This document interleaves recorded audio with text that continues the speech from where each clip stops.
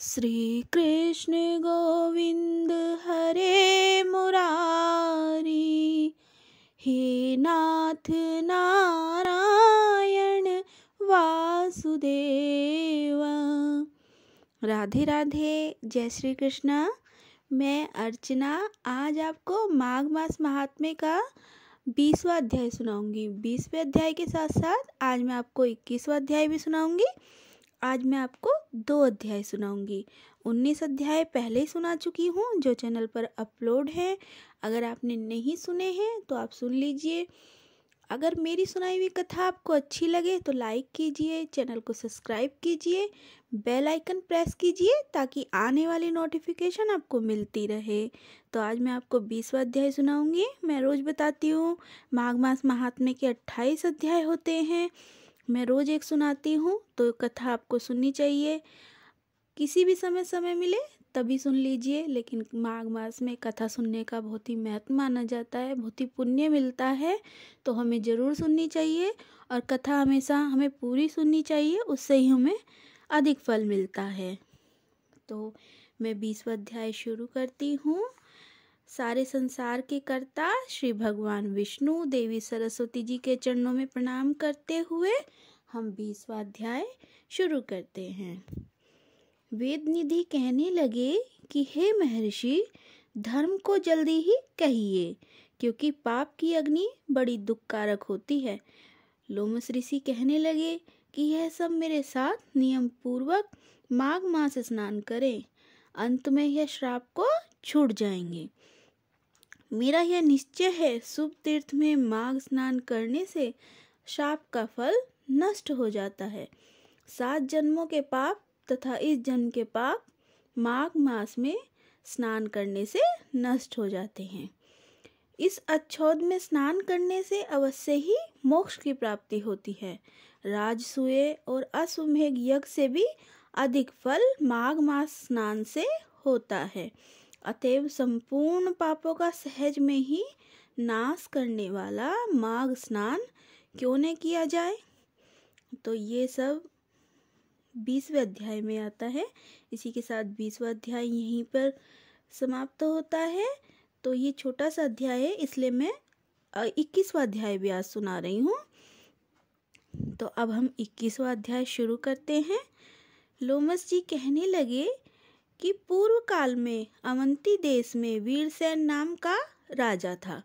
उसने नर्मदा के किनारे राजसूय यज्ञ किया और अश्वमेध यज्ञ भी किए, जिनके खंभे सोने के बनवाए। ब्राह्मणों को अन्न का बहुत सा दान दिया और बहुत सी गौवें, सुंदर वस्त्र और सोने के आभूषण से युक्त दान किए।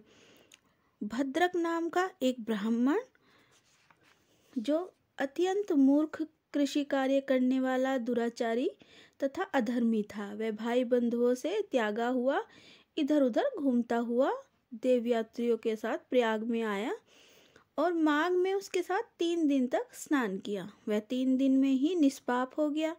फिर वह अपने घर चला गया। उसने ब्राह्मण और राजा दोनों को बराबर इंद्रलोक में देखा। तेज, रूप, बल, स्त्री, वस्त्र और आभूषणों में दोनों समान थे। ऐसा देखकर उसके महात्म्य को क्या कहा जाए।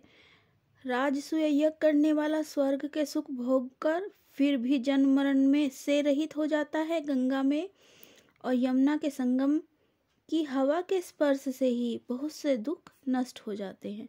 अधिक क्या कहें। और किसी भी तीर्थ में किए गए पाप माघ मास में स्नान करने से नाश हो जाते हैं। मैं पिशाच मोचन नाम का एक पुराना इतिहास सुनाता हूँ। इस इतिहास को यह कन्याएं और तुम्हारा पुत्र भी सुने, उससे इनको स्मृति प्राप्त होगी। पुराने समय में देवदूति नाम का एक बड़ा गंभीर और वेदों का परंपरागत एक वैष्णव ब्राह्मण था। उसने पिशाच को निमुक्त किया था। वेद नीति कहने लगे कि वह कहाँ का रहने वाला, किसका पुत्र, किस पिशाच को उसने निर्मुक्त किया। आप विस्तार पूर्वक यह सब कथा सुनाइए। लोमस जी कहने लगे कि विकल्पज्ञ से निकली हुई सुंदर सरस्वती के किनारे पर उसका ध्यान था। जंगल के बीच में पुण्य जल वाली सरस्वती बहती थी। वन में अनेक प्रकार के पशु भी विचरते थे। उस ब्राह्मण के श्राप के भय से पवन भी बहुत सुंदर चलती थी तथा समय पर वर्षा भी बरसती थी और वह वन चैत्र रथ के समान था। उस जगह आश्रम में धर्मात्मा देवदूती रहता था। उसके पिता का नाम सुमित्र था। वह लक्ष्मी के वरदान से उत्पन्न हुआ था।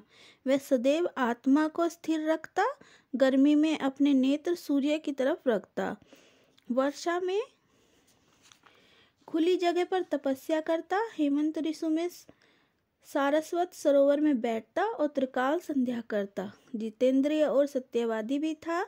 अपने आप गिरे हुए फल और पत्तियों का भोजन करता था। इसका शरीर सूखकर केवल हड्डियां मात्र रह गई थी। इस प्रकार उसको तप करते हुए वहां पर 1000 वर्ष बीत गए। तप के प्रभाव से उसका शरीर अग्नि के समान प्रज्वलित था। विष्णु की प्रसन्नता से भी वह सब कर्म करता। दधीचि ऋषि के वरदान से ही वह श्रेष्ठ वैष्णव हुआ था। एक समय उस ब्राह्मण ने वैशाख महीने की एकादशी को हरि की पूजा कर उसकी सुंदर स्तुति तथा विनती करी। उसकी विनती सुनकर भगवान उसी समय गरुड़ पर चढ़कर उसके पास आए। चतुर्भुज विशाल नेत्र, मेघ जैसा स्वरूप, भगवान को स्पष्ट देखकर प्रसन्नता के मारे उसकी आंखों में आंसू भर आए और कृतज्ञ होकर भगवान को प्रणाम किया। उसने अपने शरीर को भी याद में न रखा और भगवान ने कहा कि हे देवदूती, मैं जानता हूँ कि तुम मेरे परम भक्त हो। मैं तुमसे अति प्रसन्न हूँ। तुम वर मांगो। इस प्रकार भगवान के वचन सुनकर प्रेम के मारे लड़खड़ाती हुई वाणी से कहने लगा कि हे देव निधि देव, अपनी माया से शरीर धारण करने वाले, आपका दर्शन देवताओं को भी दुर्लभ दर्शन भी हो गया। आपको और क्या चाहिए? मैं सदैव आपकी भक्ति में लगा रहूं। भगवान आपके वचन सुनकर कहने लगे कि ऐसा ही होगा। तुम्हारे तप में कोई बाधा नहीं पड़ेगी। जो मनुष्य तुम्हारे कहे गए स्रोत को पढ़ेगा, उसकी मुझ में अचल भक्ति होगी। उसके धर्म कार्य सांग पांग होंगे और उसकी ज्ञान में परम निष्ठा होगी। इस प्रकार 21वां अध्याय समाप्त होता है। तो आज मैंने आपको 2 अध्याय सुनाए हैं, 20वां और 21वां। कल मैं आपको 22वां अध्याय सुनाऊंगी। तो हम कल 22वां अध्याय सुनेंगे। इसी के साथ हम अपनी कथा को विराम देते हैं। और कथा हमें ज़रूर सुननी है। मैं बार बार कहती हूँ, जिस समय भी हमें समय मिले तभी सुन लीजिए। ऐसा नहीं है कि हमें सुबह ही सुननी है। आजकल सबके पास समय का अभाव है, तो आप जब चाहे कथा सुन लीजिए, लेकिन सुन लीजिए। माघ मास में सूर्योदय से पहले स्नान कहा गया है, लेकिन अगर कोई नहीं कर पाते हैं तो कोई बात नहीं है। आप जैसे नित्य करते हैं स्नान वैसे कीजिए, पूजा पाठ कीजिए, फिर कथा सुन लीजिए। कथा सुनने जरूर है, लेकिन पूरी सुननी है, इससे ही हमें पुण्य मिलता है। अधूरी कथा नहीं सुनते हैं। तो इसके साथ ही हम कल मिलते हैं 22वें अध्याय के साथ। आपने मुझे अपना कीमती समय दिया, धन्यवाद।